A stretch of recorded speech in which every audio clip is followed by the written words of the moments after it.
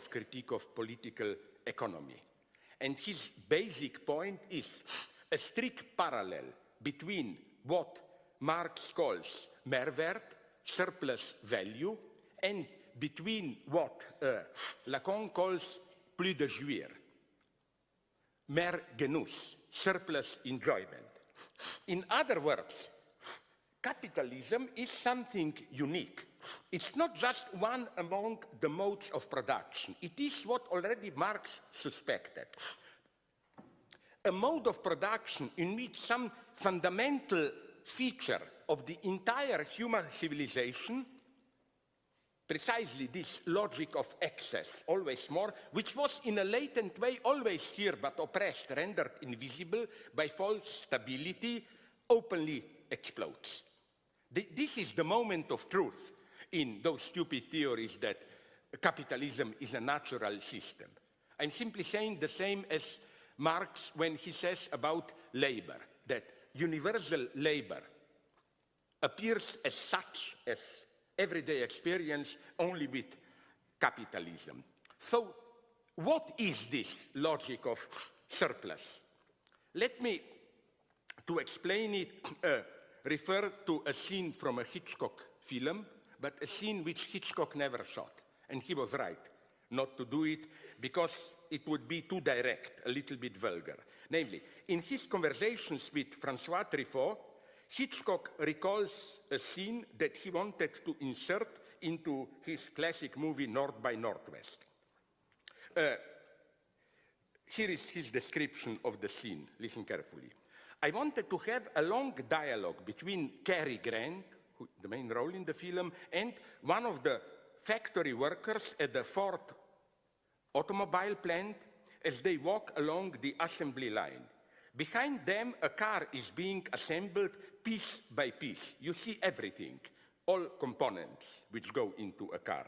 Finally, the car they have seen being put together from a simple nut and bolt is complete with gas and oil, ready to drive off the line. The two men look at each other and say, "Isn't it wonderful?" One of them opens the door of the car and out drops a corpse. So, you see the point. The car was just, where did the corpse come from? I think this is what Lacan calls object small a, the surplus object. It comes from nowhere.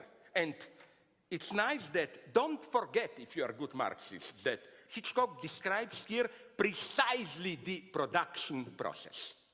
And I think this corpse is somehow the surplus value, the surplus produced here. And so this, again, would have been what Lacan calls plus de jouir, a surplus which is totally non-substantial, but comes by. And there are many paradoxes to account for this. For example, I use this so I can repeat it here, I hope, just in one of my books. And a slightly obscene accident, but nobody will be hurt and wounded, that happened to me. Once, I will not say in which country, it would be too obscene, I talked with an elder lady, and my God, it's so shameful to say this. We were kind of flirting, and probably she had some evil intentions with me. So she told me that she was in her middle age, but beautiful. And she told me that her last lover, when he saw her naked, told her that except for 1 or 2 kilos too much, her body is perfect. And I immediately told her, just don't try to lose that 1 or 2 kilos. Because, you know, this would be maybe the best example of what Lacan calls surplus enjoyment. Look, you appear as if you have 1 or 2 kilos too much. But this ideal of beauty, my God, how nice she would have been without that 1 or 2 kilos too much, is strictly a retroactive effect of those 1 or 2 kilos too much. You see the point? If you take 1 or 2 kilos too much away, you don't get a perfect body. You get an ordinary body. Because the perfection is precisely an retroactive effect of that very surplus which appears to destroy it. And this is how you should find in many movie stories and in real life this, let's call it, function of object A. And the same goes for Lacan, generally for libidinal economy. Another story, which I hope you don't know it, I quote it a couple of times in my book of the dysfunction of the excess, object A. My friend, the British Lacanian, okay, half Lacanian, half Kleinian, if we go into these dogmatic theological factional struggles, Darian Leader told me a wonderful story, how once a patient of him told him a strange slip of tongue that he, the patient, made. She took a lady to a hotel restaurant, first to have dinner, and then, of course, with the evil intention to take her up to a room, to a bed, and so on.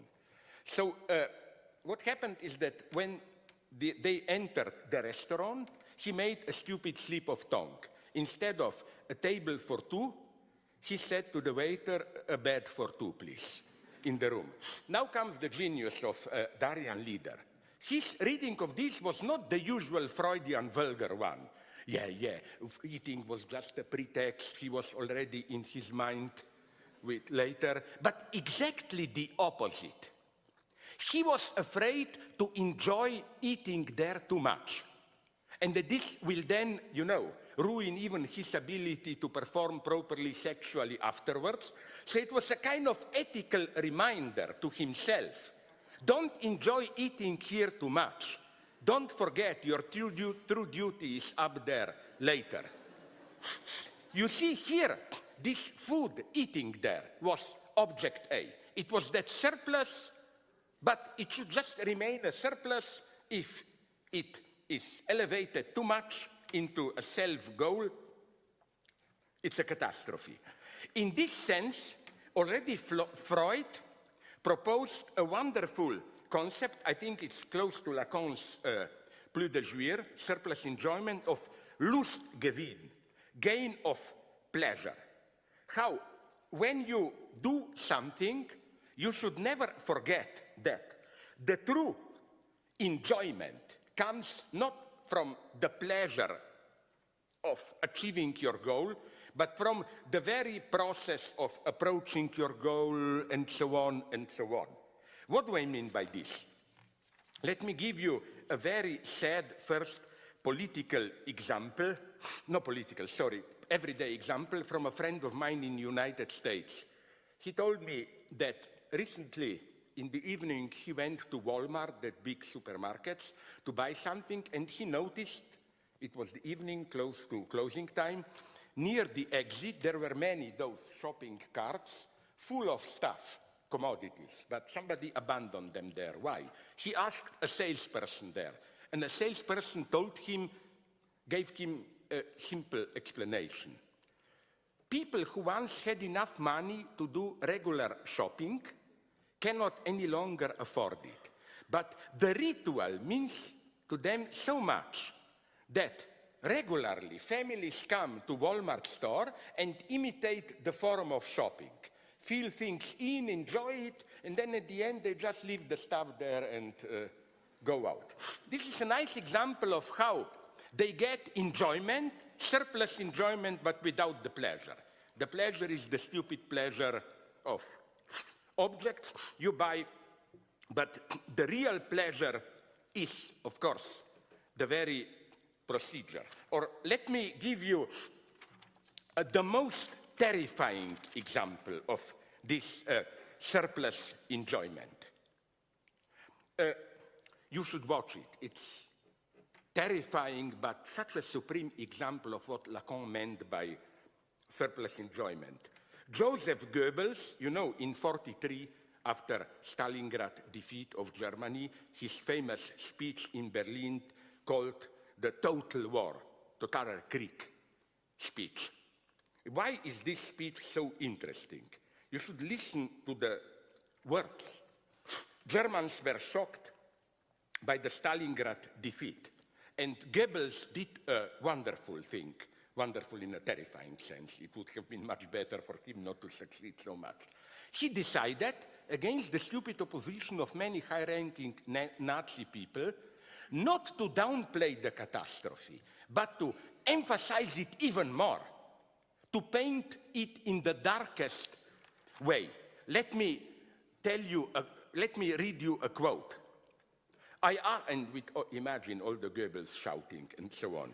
I ask you, are you, the German nation, resolved to work 10, 12, and if need be, 14, 16 hours a day, if the Führer should command it, and to give your all for victory? I ask you, do you want total war? Do you want it, if need be, even more total and radical, that we are capable of imagining it today? I ask you, is your confidence in the Führer more passionate, more unshakable than ever? Is your readiness to follow him on all his paths and to do whatever is necessary to bring the war to a successful conclusion absolute and unlimited, and so on and so on? I will not quote it all, but the basic paradox is this one. What Goebbels' famous 20 or how much questions to the public, which are, of course, all answered with a resolute, yes, we are ready, there is no positive promise in them.